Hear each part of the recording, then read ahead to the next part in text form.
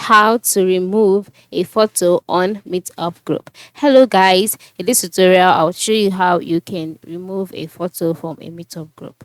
The first step is to log in into your Meetup account. Now for you to be able to remove a photo on Meetup group, it has to be that you are the creator of that group. You cannot remove photos from a group that you are not the organizer. So once you've created your own group and then you want to remove a photo from that particular group, all you need to do is to navigate to the home page of the group where the photo is located. So for me, I am still on the free version of Meetup, and so I cannot create a group. And because of that, I would be making use of a group I am on as an example. All right. So note that.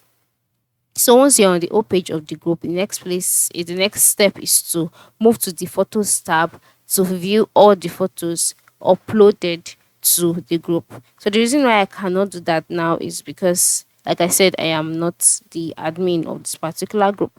So for you, you'll see the photos tab, click on the tab, and then you'll be taken to the tab, so the page where you can see all of the photos. Then the next step is to find the photo you want to remove and click on it to open it.